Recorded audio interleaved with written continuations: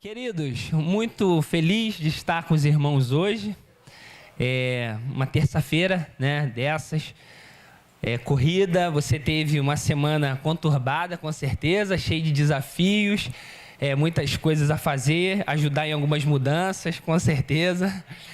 Você teve aí dificuldades, mas eu louvo ao Senhor porque você está aqui nessa noite. Você veio para compartilhar desse texto. Queridos, a gente vai ter que abaixar essa luz aqui por conta do slide, tá? Então, você não estranhe, é porque a gente fez o teste, eu e o Fernando, e não dá para enxergar nada desse slide do jeito que tá? E aí eu não sei como é que vai ficar a filmagem, né? E aí a gente não sabe para onde a gente corre, né? A gente tá, então, com algumas dificuldades, mas a gente vai se arrumando, né? A gente vai se arrumando, a gente vai se ajeitando. E aí eu queria que você abrisse a sua Bíblia no livro de Tiago, carta de Tiago.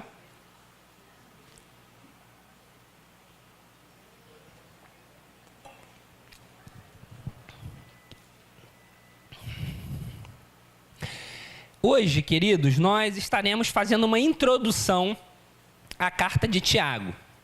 Então, assim, eu queria que você tivesse paciência comigo, porque a gente vai estar implantando um modelo, que eu não sei se é o modelo que vocês estão acostumados ou não, mas estudo bíblico é estudo bíblico, né? Então, de repente, se tiver muito conteúdo, alguma coisa um pouco difícil de você compreender, eu queria que você depois perguntasse. No final, a gente vai ter um momento de perguntas e respostas, e eu queria que você tivesse com essa liberdade de estar perguntando, de estar tirando as suas dúvidas.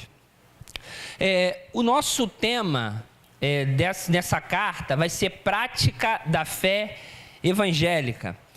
E aí eu queria que a gente pensasse um pouquinho nas implicações dessa prática, né? E aí eu queria que você abrisse, em primeiro lugar, a sua Bíblia em Tiago, capítulo de número 1. Tiago, capítulo de número 1, verso 18. Conquanto que nós não vamos entrar ainda na carta de Tiago propriamente dito, a gente só vai apenas dar uma introdução, eu queria ter nessa noite esse texto como base para nós, como se fosse o nosso texto áureo, o texto que vai nortear o nosso estudo hoje, a nossa reflexão. Tiago, capítulo 1, verso 18. Quem achou aí, diz amém. Assim diz a palavra do Senhor. Por sua decisão, ele nos gerou pela palavra da verdade, a fim de sermos como os primeiros frutos de tudo o que ele criou. Amém? Vamos orar mais uma vez. Pai, nós te bendizemos por essa noite. Obrigado pela vida dos teus filhos e filhas que se reúnem nessa noite com a intenção, Senhor, de ouvir a tua palavra, de ouvir a tua voz. Queria te pedir, Senhor, que o Senhor se revelasse a nós nesse estudo. Porque o que nos traz aqui é essa expectativa, esse desejo, Senhor, de sermos confrontados pela tua palavra. E é esse o poder que a tua palavra tem, de confrontar a nossa vida, de mudar a nossa vida, de transformar a nossa vida. Senhor, e assim como o texto que nós lemos nos diz que nós fomos gerados pela palavra, nós fomos feitos, nascidos pela palavra, que o Senhor faça com que cada um de nós renasça por essa palavra e seja transformado por essa palavra e viva por essa palavra. Essa é a expectativa do nosso coração, em nome de Jesus. Amém. Pode passar aí, irmão, por favor. Queridos, o nosso primeiro slide, como parte introdutória, dá conta de que a carta de Tiago é a primeira das epístolas gerais, assim chamada por ter sido escrita não para um público específico ou para uma pessoa específica. mas escrito para várias pessoas, indistintamente, e com foco de fortalecer a fé desses irmãos e dessas pessoas. E a primeira coisa que a gente precisa lembrar é porque a carta tem esse nome de epístola, né? E às vezes a gente fica com essa dúvida, é uma carta ou é uma epístola? Quando que uma carta é uma epístola? E é importante a gente lembrar que a carta, ela tem um objetivo específico. Eu recebo uma carta e essa carta, ela funciona para mim, ela tem implicações para a minha vida. É uma carta, ela tem uma abordagem mais pessoal. Agora, a partir do momento em que eu pego essa carta, que foi endereçada a mim, e eu faço com que essa carta circule, faço de uma carta que era algo específico para mim e transformo essa carta como algo que é participado pela comunidade, essa carta, ela deixa de ser meramente uma carta e se torna uma epístola. Então, quando nós falamos de epístola, nós estamos falando de uma carta que tornou-se mais abrangente, que teve um caráter mais abrangente. O apóstolo Tiago, quando ele escreve essa carta para aqueles que ele chama das 12 tribos, fazendo uma referência às 12 tribos de Israel, que naquele primeiro momento possuía uma identificação com a igreja que estava nascendo. Então a primeira coisa que a gente precisa lembrar aqui é que o apóstolo Tiago, ele está escrevendo a um grupo de irmãos e irmãs que passava por dificuldades, que passava por lutas, que nós vamos ver daqui para frente, e que essa carta agora ela torna-se mais geral, para que outras pessoas pudessem também se alimentar daquele conteúdo e também ser transformado por aquele conteúdo. E aí, como eu disse, aqui é uma identificação da igreja nascente com o judaísmo. A igreja que está surgindo aqui é vista como um desdobramento do judaísmo e não um movimento independente. É muito importante a gente lembrar, nesse processo, que o judaísmo que a igreja ainda fazia parte, ainda estava incorporada no escopo do judaísmo. Ou seja, ainda não há uma ruptura da igreja com o movimento judaizante ou com o movimento do judaísmo, ainda era algo que funcionava muito junto. Então o apóstolo Tiago está falando para essas pessoas. E aí, quando a gente trata da data e da ocasião em que essa carta foi escrita, a gente vai entender o porquê disso. Essa carta, ela está tratando do embrião da igreja. A igreja ainda está muito nova, a igreja ainda está nascendo, a igreja ainda está no seu processo de identificação. E nós não podemos nos esquecer, de modo algum, que essa carta, ela relata a visão teológica e a visão primitiva da igreja, bem primitiva da igreja, porque quando a gente fala de igreja primitiva, geralmente o que vem à nossa mente é a igreja de Atos. Essa igreja, ela acontece no século I, só que o que Tiago está escrevendo remonta a uma tradição muito anterior à própria igreja primitiva.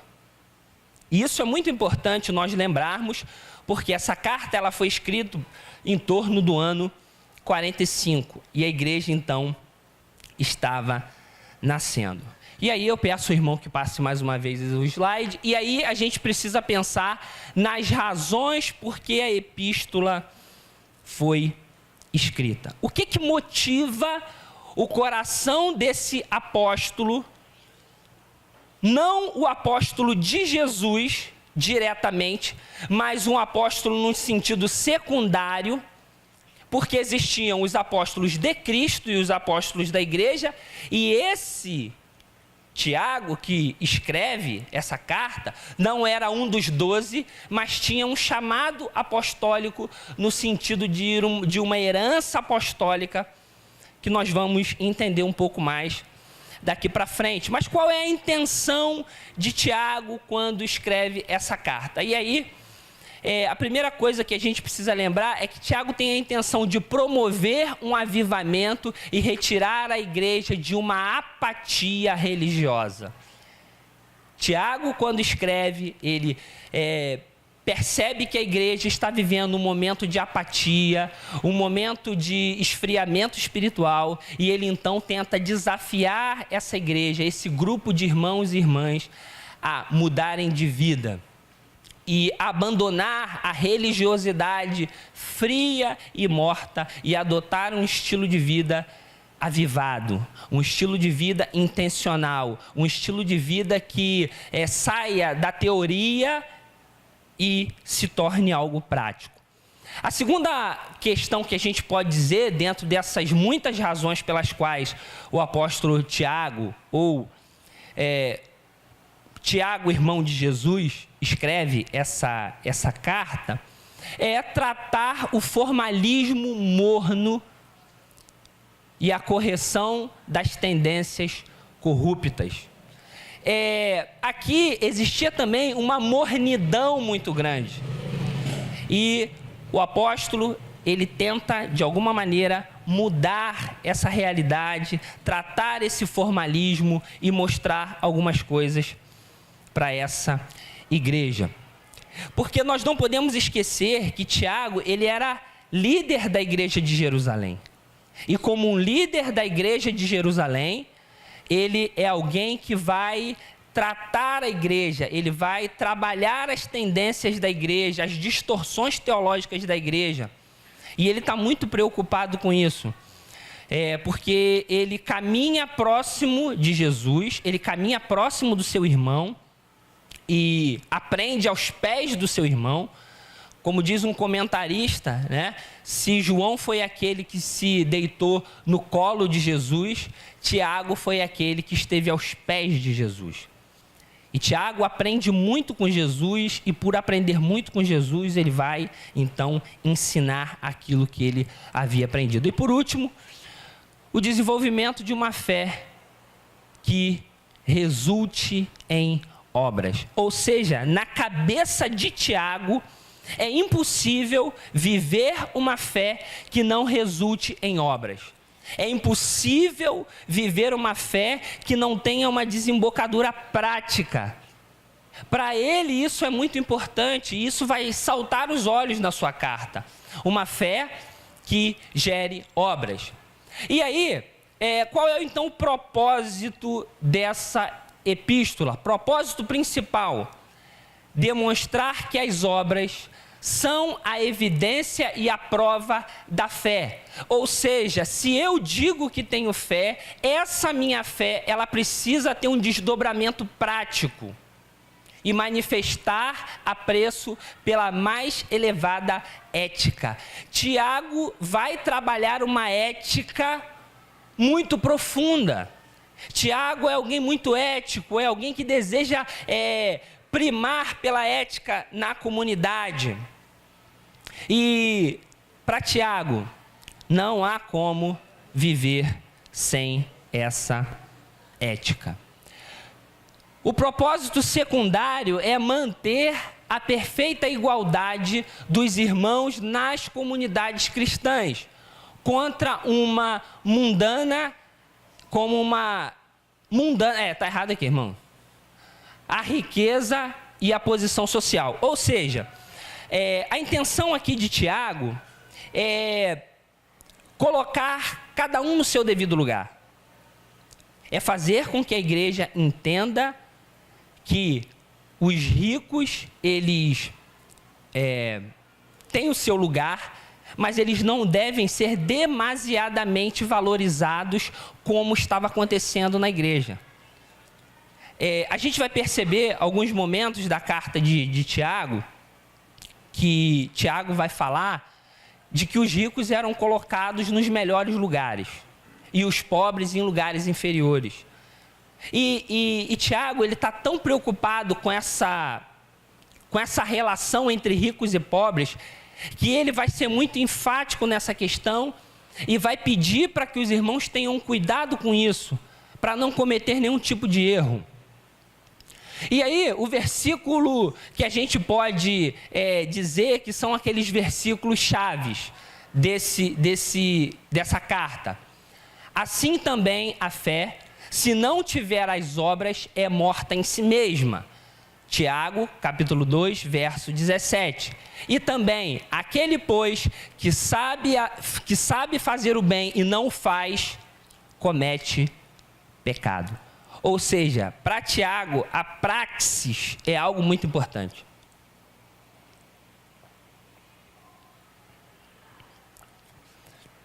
E aí, a gente precisa fazer uma distinção aqui entre prática e praxis.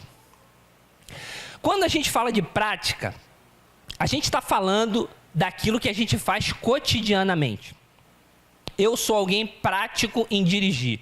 Você pega o carro, automaticamente você dirige, você vai de um lado para o outro, você passa a marcha, isso faz parte da sua vida. Um músico que toca violão, ele vai pegar o violão porque ele tem prática e ele vai executar as notas perfeitamente. Quando você toma banho, quando você escova o dente, isso são questões práticas. Agora, segundo um teólogo latino-americano chamado Cassiano Florestan, a praxis é algo mais complexo do que a prática. E eu acredito que é sobre isso que Tiago está falando.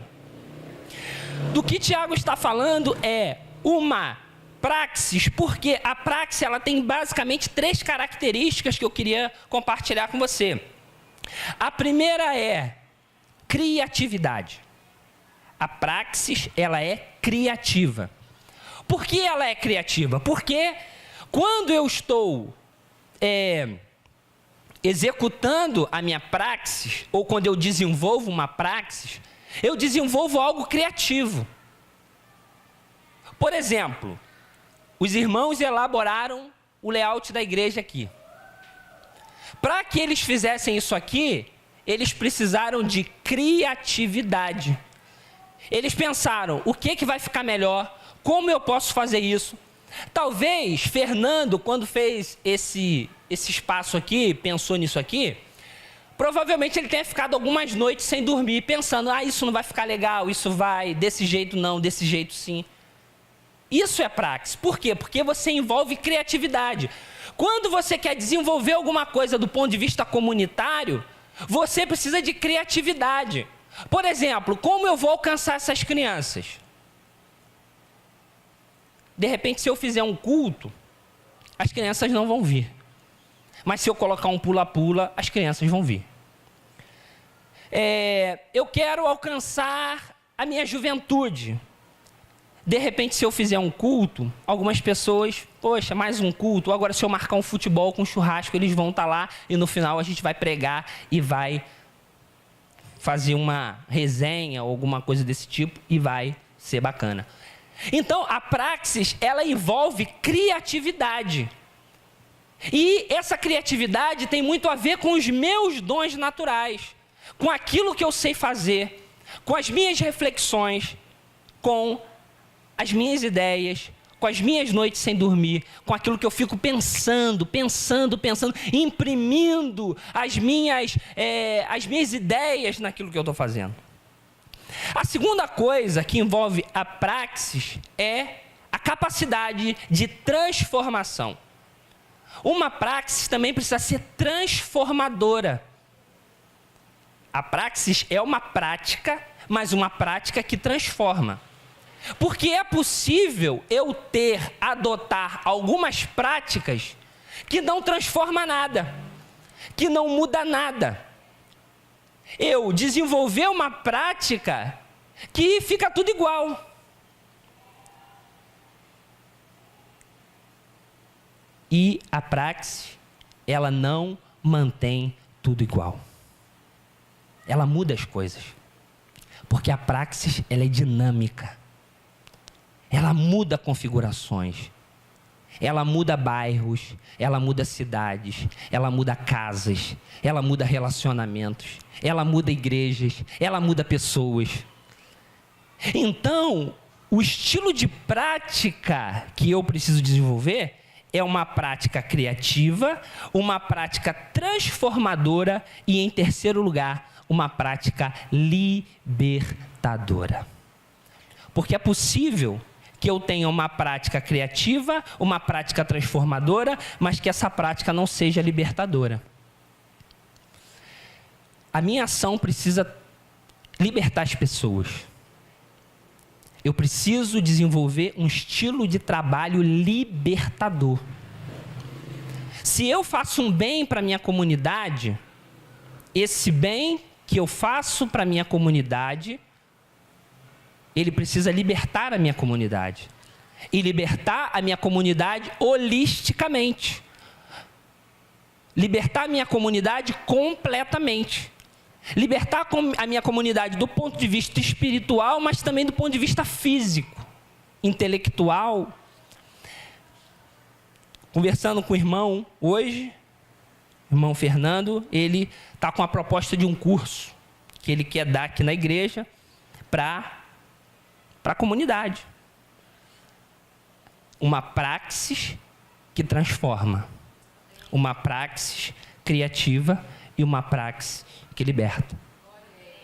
Porque à medida em que as pessoas se relacionam conosco, elas são transformadas por nós. E, consequentemente, ela vai transformar o ambiente onde ela está inserida. E aí, em terceiro lugar, somos deixados com Tiago, um dos irmãos. Irmão, eu queria que você voltasse um pouquinho. Volta aí. Aí, agora sim. Quem era esse cara? Tiago. Quem era Tiago? Esse homem que vai buscar uma prática transformadora, criativa e libertadora. Quem é ele?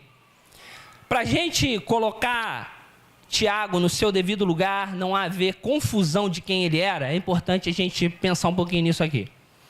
Porque no Novo Testamento existem basicamente 3 Tiagos, né? 3 pessoas com esse nome. Primeiro, há o Tiago, o filho de Zebedeu, que é irmão de João, um dos 12. Ele foi decapitado por ordem de Herodes, Agripa I. E isso se encontra lá em Atos dos Apóstolos, capítulo de número 12, verso 1 e 2, você pode anotar e ler em casa. E por isso, não pode ter sido o autor dessa carta. Então, não foi esse Tiago, um dos 12, que escreveu a carta. Em segundo lugar, havia outro membro dos 12 também chamado Tiago, ou seja, no colégio apostólico, os apóstolos de Jesus, entre eles existiam 2 homens chamados Tiago. E ele era o filho de Alfeu, conhecido como Tiago o menor, ou Tiago o mais jovem. Só que esse Tiago da epístola não é nenhum desses 2 Tiagos. E aí você pode passar, irmão, o slide. Então, quem seria então esse terceiro Tiago? O Tiago, irmão do Senhor Jesus. É possível que ele fosse o irmão mais velho, uma vez que encabeça a lista de nomes Tiago, José, Simão e Judas. É muito importante a gente lembrar que quando numa lista de nomes vem o nome da pessoa em primeiro lugar, não é só uma questão de ordem, é uma questão também de primazia. Se você for ler todas as listas apostólicas, a gente vai ver que existe um nome que aparece primeiro. Qual é?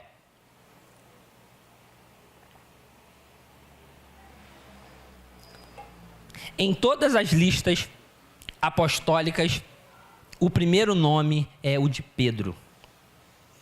Isso significa não somente uma ordem, mas indica uma primazia. Significa que Pedro tinha primazia dentro do colégio apostólico. Muita gente questiona essa questão aquela fala entre Jesus e Pedro, mas eu sei que isso é para um estudo mais para frente. Mas é importante a gente lembrar que Jesus colocou Pedro como líder do colégio apostólico. Pedro era líder do colégio apostólico, Pedro era fundamento da igreja, era um dos fundamentos da igreja, não era o fundamento principal no mesmo pé de igualdade de Jesus, mas ele é um fundamento da igreja e ele recebe as chaves do reino, sim. Por conta das nossas dificuldades com católicos romanos que dizem que Pedro era papa, me parece que a gente desenvolveu um pouco de preconceito em relação a isso.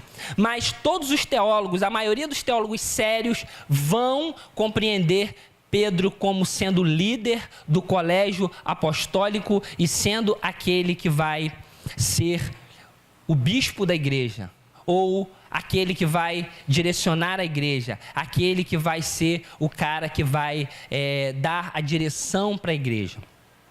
E aquela conversa que Pedro tem lá na beira do mar, quando Jesus o restaura e diz para ele que ele deveria apacentar os cordeiros, é algo que revela de modo muito emblemático isso. Obrigado, irmã.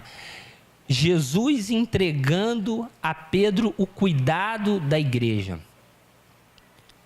Só que nós também precisamos entender que Tiago também era um líder da igreja de Jerusalém. Tanto era um líder da igreja de Jerusalém, que quando Paulo vai apresentar o seu evangelho, ele diz lá em Gálatas que ele apresenta o seu evangelho àqueles que eram reputados colunas da igreja. Ou seja, quando Paulo submete o seu evangelho a alguém, esse alguém, entre esses alguém, estava Tiago.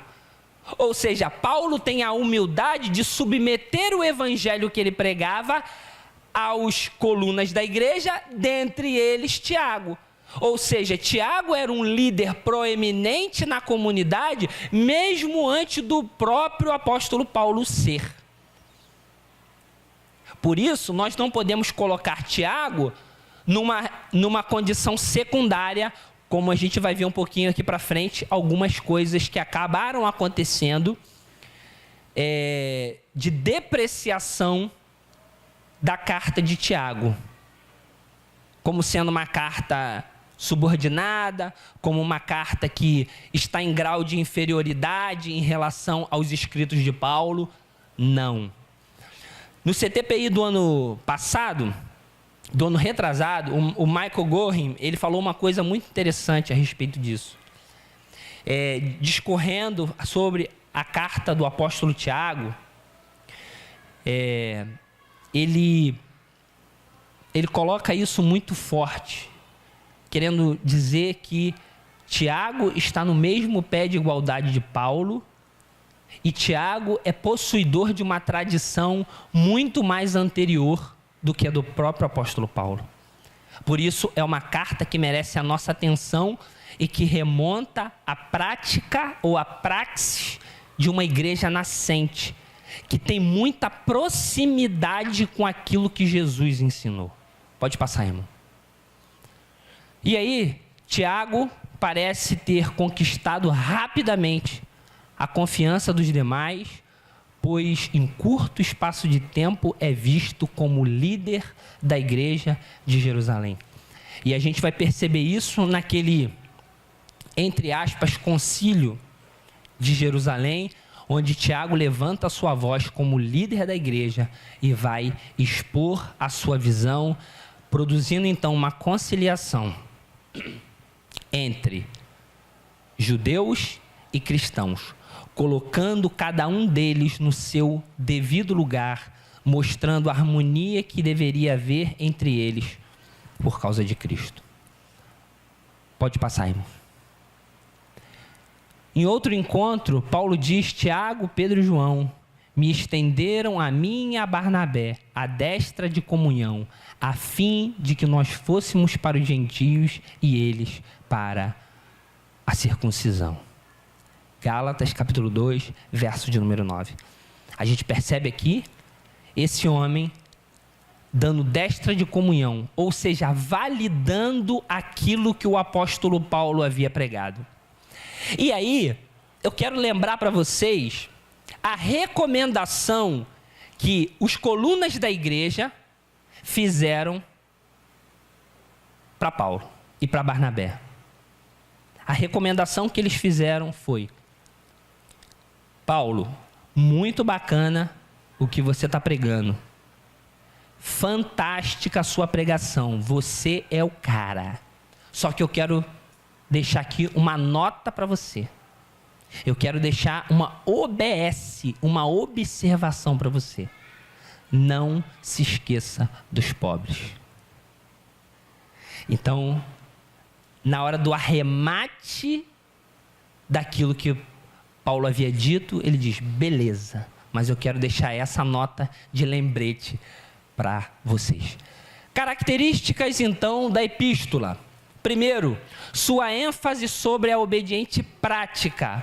Obediência prática. A principal característica da carta, como seria de esperar de um homem como Tiago, é a sua ênfase sobre a necessidade da justiça prática na vida cristã. Ou seja, não há como viver uma vida cristã relevante sem que essa vida cristã seja uma vida prática. Na cabeça de Tiago não há um discurso desprovido de prática. Não há como falar de fé e não viver a fé. Não há como falar das questões referentes ao reino de Deus e não viver essa experiência de modo profundo. Segundo, sua confiança no ensino de Jesus.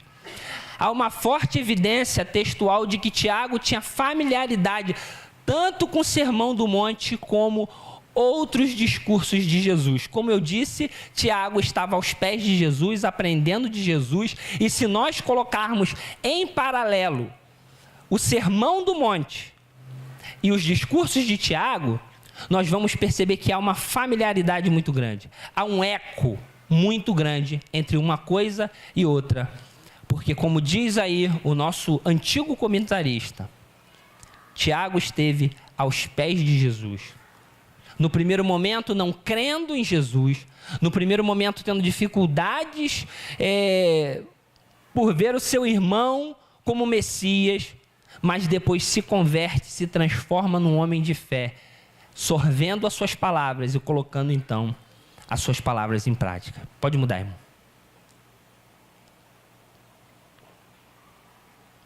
Seu senso de harmonia entre a lei e o evangelho. Queridos, eu penso que aqui a gente vai dar uma pincelada, mas a gente vai se aprofundar essa relação da lei e do evangelho. Por muito tempo, a gente dicotomizou lei e evangelho. Por muito tempo, a gente colocou o evangelho numa categoria e a lei na outra.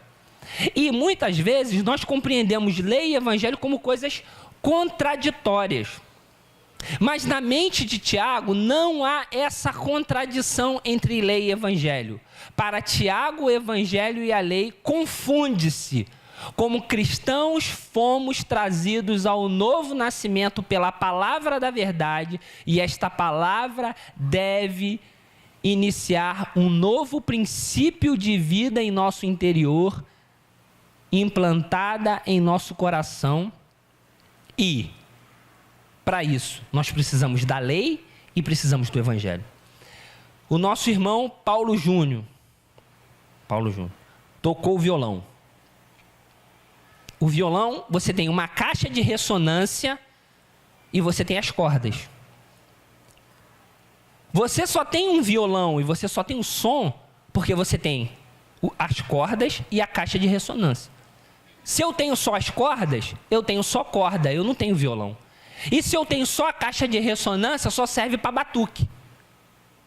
É o que eu sei fazer. Só aprendi a usar a caixa de ressonância para batucar, mais nada. Então, a lei e o evangelho é isso. A gente precisa das cordas e a gente precisa da caixa de ressonância. A lei e o evangelho funcionam como um violão. Eu toco as cordas, ou o Paulo Júnior toca as cordas, eu não, o Paulo Júnior toca as cordas, e aí então saem as notas e sai a musicalidade. O evangelho, ele precisa da lei e ele precisa do evangelho. Não há como nós trabalharmos um em detrimento do outro ou valorizarmos um e não o outro. E isso a gente vai entender um pouco mais à medida que a gente for caminhando no estudo dessa carta. Seu senso de perigo da riqueza, isto é também algo que Tiago compartilhou com seu Senhor.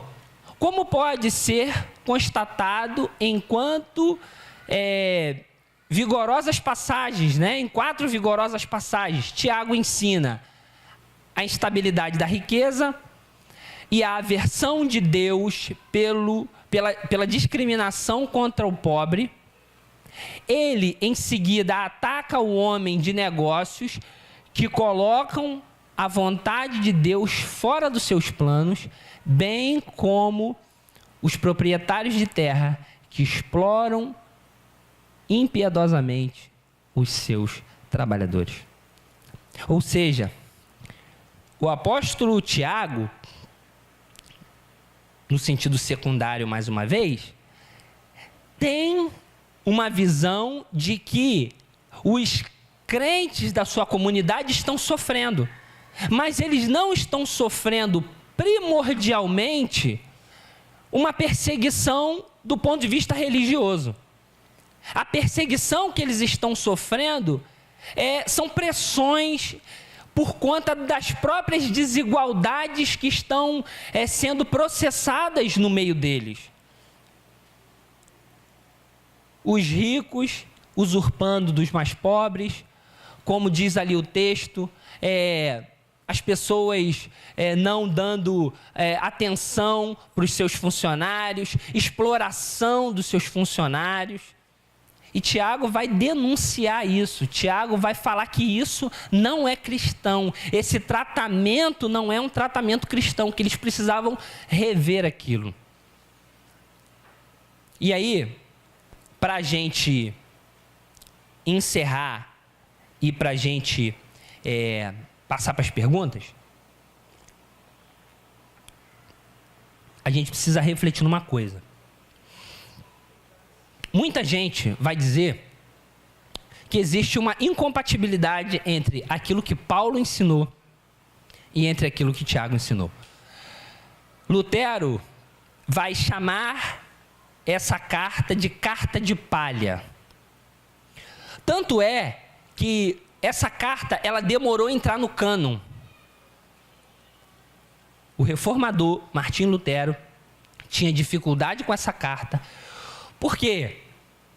Qual foi o texto libertador para Martinho Lutero? Romanos 1,17, que diz: o justo viverá pela fé. Ele desenvolveu uma visão tão profunda e tão radical dessa ideia que é uma verdade do justo viver pela fé, que quando ele se depara com Tiago falando da necessidade de obras, ele se assusta. E não somente Lutero, mas os demais reformadores também. Calvino, por exemplo, é um também que teve muita dificuldade com a carta de Tiago. Mas o que a gente precisa pensar para resolver essas aparentes contradições entre aquilo que Tiago fala e aquilo que Paulo fala? A gente tem aqui alguns seminaristas e com certeza eles devem ter visto essa discussão no seminário, essa coisa um pouco nebulosa em torno de Tiago e da sua pregação. É a ênfase prática de Tiago que penetra o centro da dificuldade apresentada pelo capítulo 2, especialmente no capítulo 14 ao 26, onde Tiago fala da necessidade de obras, de realizar obras, de fazer coisas, como evidência de uma fé intrínseca. Ou seja, eu possuo uma fé e essa fé tem uma desembocadura prática. Então, Tiago, nesse capítulo, ele vai falar muito a respeito disso. E é o ponto nevrálgico dessa discussão e dessa aparente contradição entre aquilo que Paulo fala e aquilo que Tiago fala. Alguns estudiosos ainda endossam a posição de Lutero ao sustentarem que esta passagem contradiz categoricamente Paulo. E aí a gente pega aqui o texto de Paulo. Concluímos, pois, que o homem é justo, que o homem é justificado pela fé, independente das obras da lei. Essa é a fala de Paulo, Romanos 3, capítulo 28. E Tiago diz o quê? Verificais que uma pessoa é justificada por obras e não por fé somente. Pode passar. E aí, tanto Paulo quanto Tiago usam o exemplo de Abraão para ilustrar estes pontos aparentemente distintos. Eles vão usar esse mesmo exemplo. Só que o que nós precisamos nos lembrar é que aqui não há uma diferença de doutrina entre aquilo que Paulo diz e aquilo que Tiago diz. O que nós temos aqui é uma diferença de ênfase. Alguém já disse que todo ponto de vista é a vista de um ponto. Quando Paulo defende o seu ponto de vista, ele está defendendo a partir de uma perspectiva. E quando Tiago defende o seu ponto de vista, ele está também defendendo a partir de outra perspectiva. E de que perspectiva é essa? Cada um deles tinha em mente um conjunto diferente de falsos mestres. E eu penso que isso aqui é a chave. Eu acho que essa é a chave mestra para a gente compreender tanto o dilema de Paulo quanto o dilema de Tiago. Quando a gente vira essa chave mestra e a gente descobre para quem eles estão respondendo e quem eles estão respondendo aos falsos mestres, a gente entende o seguinte: os opositores de Paulo eram legalistas judeus, enquanto os de Tiago eram aristocratas judeus. Entende? E aí, quando eu trato com um, eu trato de um jeito, e quando eu trato com outro, eu trato de outro jeito. O meio da salvação dos legalistas eram as obras. Vamos realizar coisas. Vamos fazer coisas. Ou seja, a obra da cruz não era suficiente. Eu precisava realizar coisas para então eu conquistar coisas. Atos morais e cerimônias realizadas em obediência à lei. Ou seja, eu precisava de um conjunto de ritos, eu precisava de um conjunto de cerimônias que me fizesse alcançar a graça de Deus. Por quê? Porque eu sou um legalista e eu vivo pela lei. O meu modo de entender a vida e a existência é constituído por isso. Não há como eu fazer uma leitura sem ter isso como pano de fundo. E aí, a gente pode pensar que muitos de nós, muitas vezes, fazemos uma leitura desse jeito da vida e da existência porque também temos como pano de fundo essa questão do legalismo. O meio de salvação dos aristocratas já não eram as obras, mas a fé.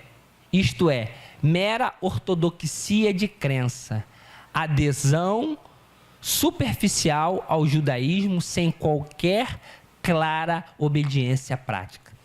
Se por um lado, Paulo está falando para um grupo que ama o cerimonialismo e ama as obras, por outro lado, Tiago está falando para um outro tipo de pessoa. Um tipo de pessoa que supervaloriza a fé e que não valoriza as obras. Olha o cenário perfeito para uma discussão entre dois teólogos. O apóstolo Paulo de um lado e Tiago de outro. Só que os dois estão tratando do mesmo problema. só que a partir de pontos de vista diferentes. Então, por isso que essa carta não é uma carta de palha. Ela é uma carta que busca resolver um problema específico da igreja e tem um valor canônico imensurável. E tanto Paulo como Tiago usaram o exemplo de... volta lá, irmão. Volta. Acabou? Acabou? Bota lá no último, então, por favor, irmão. Esse é o último? Esse é o último? Fechou, então, né? Então, tá, beleza. Então, essa é uma diferença de ênfase. Como eu disse, cada um deles tinha em mente um conjunto diferente de falsos mestres. Então, eu penso que quando a gente se aproxima dessa carta de Tiago, a gente precisa lembrar disso. Que Tiago está escrevendo para um grupo e Paulo está escrevendo para outro. Agora, no fim de tudo, o que o apóstolo Tiago ele quer revelar para nós é a necessidade de uma vida prática. E que a gente possa caminhar nessa carta, aprender dessa carta, que a gente possa aprender tudo aquilo que essa carta tem para nós e que, acima de tudo, irmãos, essa carta produza transformação na nossa vida e transformação na nossa forma de pensar. Eu queria que a gente orasse nesse momento e depois dessa oração eu vou dar uns minutinhos para a gente conversar um pouquinho. Se você quiser fazer algumas perguntas, a gente vai estar aberto. Pai, nós te adoramos. Senhor, nós queremos que o Senhor nos ajude, Senhor. Nos ajude a viver uma vida prática, um evangelho prático, um evangelho, Senhor, que seja criativo, que seja transformador e que seja libertador. Senhor, tira o nosso sono. Senhor, não deixa a gente dormir enquanto houver diante de nós tarefas inconclusas. Não nos permita, Senhor, repousarmos no nosso berço esplêndido enquanto existe um mundo a ser ganho pelo Senhor. Enquanto existir comunidades a serem transformadas pelo Senhor. E usa a nossa vida. E que o evangelho que vivemos seja um evangelho prático e não um evangelho calcado na religiosidade, um evangelho calcado no ritualismo, um evangelho baseado meramente numa fé sem obras. Senhor, nos dê nessa noite um equilíbrio para vivermos essas duas realidades. Nós queremos viver, Senhor, uma fé operosa e uma prática e uma obra recheada de fé. Porque sem fé é impossível agradar o Senhor. E o nosso desejo nessa noite é sermos homens e mulheres cheios de fé, para que possamos saltar os montes, vencer os gigantes e derrubar todos os desafios que têm surgido diante de nós. Senhor, incendeia o coração do teu povo. Incendeia o coração dessa juventude, incendeia o coração desse ministério de louvor, incendeia o ministério, Senhor, incendeia o coração dos nossos oficiais, dos nossos presbíteros, dos nossos diáconos, das nossas crianças. Senhor, que sejamos levantados aqui nesse lugar, como baluartes da tua palavra, como uma referência que o Senhor não colocou aqui à toa. O Senhor nos chamou para cá para sermos um sinal do teu reino, na história, no mundo, e especialmente aqui em Nova Angra. Senhor, que o Senhor nos ajude a transformar os ambientes, que os ambientes não permaneçam iguais com a nossa presença, Senhor. Pai, que onde quer que nós estejamos, sejamos transformadores de realidades. Seja na nossa faculdade, no nosso trabalho, nas nossas reuniões, nos nossos encontros, no nosso futebol, no nosso papo na esquina. Mas que tudo o que façamos seja transformador. A gente não quer nada diferente disso. A gente quer uma presença vibrante, uma presença transformadora na comunidade e no mundo. Porque, Senhor, aonde o Senhor chega, há transformação. aonde o Senhor chega a mudança. E é isso que nós queremos viver. Nós queremos experimentar esse novo tempo do Senhor. Nós queremos experimentar esse novo tempo que o Senhor tem para Peniel. E nós queremos experimentar esse novo tempo que o Senhor tem posto diante de nós. Senhor, que a nossa revitalização não seja somente de um templo bonito, porque um templo bonito é muito bom. As paredes pintadas, ficou tudo maravilhoso, Senhor, mas que essa revitalização ela comece no nosso coração. Que a nossa vida seja visitada de modo poderoso pelo Teu Espírito. Que saiamos daqui para realizar para o Teu reino. Que sejamos pessoas apaixonadas umas pelas outras. Que sejamos pessoas apaixonadas por aqueles que nos visitam. Que sejamos pessoas apaixonadas pelos perdidos. Pessoas que anseiam por transformação. Senhor, dá isso para nós, é disso que a gente precisa. Senhor, a gente não precisa de uma estratégia boa, a gente não precisa de um pastor bacana, a gente não precisa de um mega ministério de louvor. O que a gente precisa é do Senhor. E do Senhor visitando a nossa enfermidade, o Senhor visitando o nosso coração, o Senhor visitando a nossa pequenez, porque o Senhor sempre fez coisa grande com pessoas pequenas. O Senhor não precisa de medalhão.